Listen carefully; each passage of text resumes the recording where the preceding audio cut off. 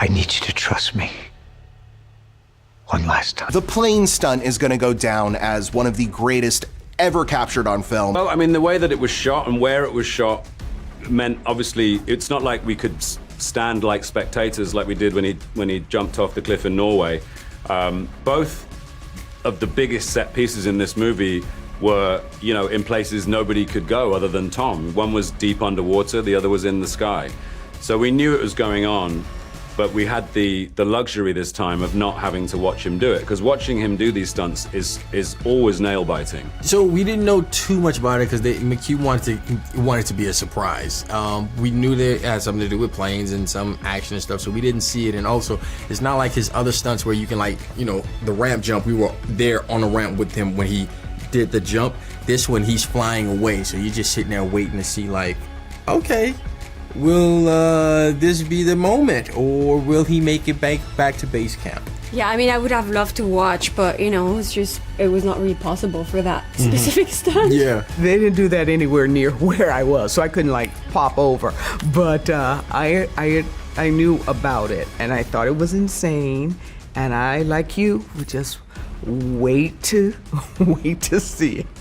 Wait to see how it went. We were so sort of immersed in the whole understanding of the production design and the intent behind these sequences and how that would fit within the story, and that we will care about these action sequences because they were rooted in the team working together. So although we weren't there for the filming of that, we felt very much a part of it and the meaning behind it. And we get reports back that day of what he'd done. I remember, though, specifically that McHugh had told us that at one point, he was shooting from the helicopter and Tom was in the biplane, and Tom was having to be the focus puller and his own camera operator and piloting the plane and performing on the plane. And McHugh had to remind him to stop smiling. And he's like, you stop looking like you're having fun.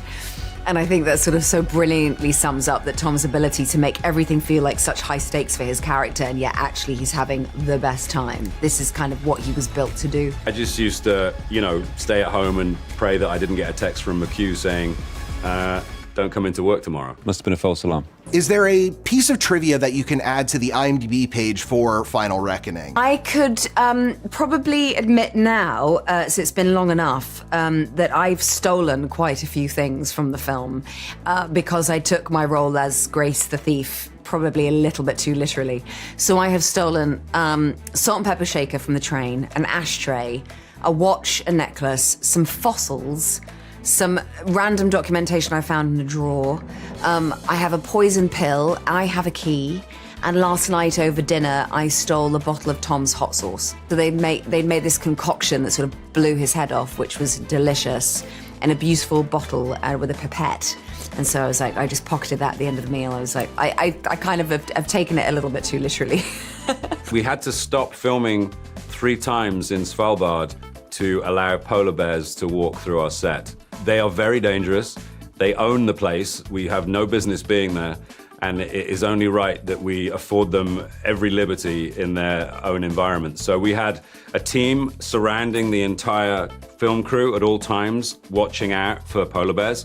And whenever we saw one come trundling towards us, we'd all hide and allow the polar bear just to pass, because no one's arguing with that thing, not even Tom. They're a genuine presence there, you know.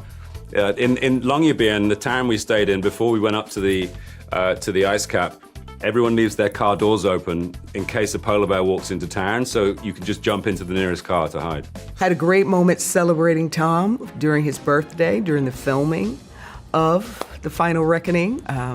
He had gone off to his trailer to, you know, hang out for a little bit. We were on a break, and the entire cast and crew was gathered together, and McHugh's prompting, we were gonna sing Happy Birthday.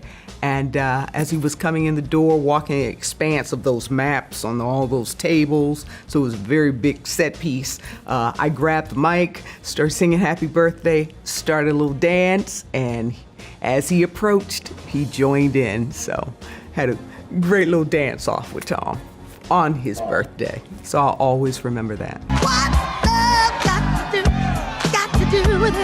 I had this obsession of using a flask You know, I wanted to drink out of a flask because it's very like cowboy vibes, and I love horses, as you know. And I don't know, I saw this little flask with the props. I was like, I need to use it. So I told McHugh, I need to use this flask at some point. It was like, okay, cool. I was like, can I drink in this scene? He's like, yeah, sure. So I drank in this scene. And then we got to shoot a scene with Simon. So sometimes you have, you know, because in this movie, it's not like we work with like a strict script. You know, it's always like things are always changing and the characters are changing and evolving. So, you know, it's like a whole collaboration.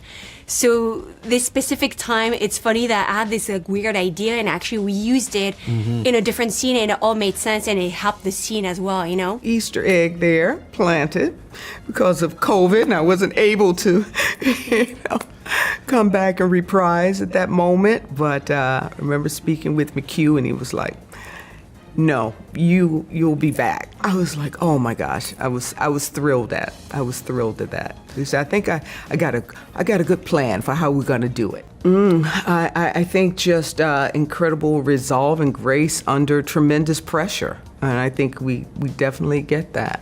Along with that, you know, a great deal of heart, you know, for her family, for her colleagues. Yeah, I think she cares a great deal. So there's the steel and the softness. Trying to save your ass. It won't work. I think in particular the car chase sequences in Rome where I had learnt to drift, and to be drifting in a car with Tom Cruise beside me, handcuffed to me, and then having to change over and then find him in the driver's seat.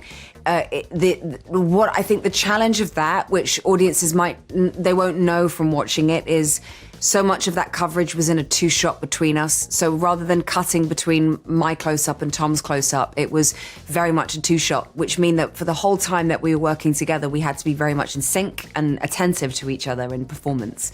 And that brought up a natural cat and mouse, give and take, kind of comedic chemistry between us that I just loved and went, that's who Grace is. What is happening? Where are we going? I don't know. I'd like Benji to be seen as something other than the comedic relief. You know, I think that was a kind of, a definition that was thrown at Benji in the early days. And I think under McHugh's sort of expert writing, he became a lot more than that and you know, became a valuable member of the team and a character who has heart and emotion. And I'd like him to be remembered as you know, a three-dimensional sort of presence in those movies. I couldn't pick a single moment, really, because there have been so many, but I think overall, it would be nice to be seen as, you know, a serious character. I need you to take a step back and pull yourself together because I am under a lot of pressure right now. I can't pick exactly what it is, but I will say my character, he has a lot of heart and empathy, and he's willing to make sacrifices for people, and I hope people can just resonate with, you know, him believing something, like we saw in the last film. Towards the end, we saw him questioning and then standing on those beliefs. So I hope people can walk away with like, oh, okay, I like this young man's choices. There was an axe kick that I had been training for years with my sensei, Jason Noviello. He taught me how to do an axe kick, and I trained to do it. I was like, one day it's gonna be in the movie, you know? And then I trained for it again with a stunt team with Wade Eastwood and Ruda. And we're like even like filming it with an iPhone, like super low like that. So it looked like even like, you know, more like an axe. And it was like, what do you mean? Usually I don't say anything about like directing and how to direct, you know, like McHugh is like amazing at that. He doesn't need that, you know? But this time I was like, trust me, I know this kick, it needs to be shot lower. He's like, oh, really? So we tried again, lower.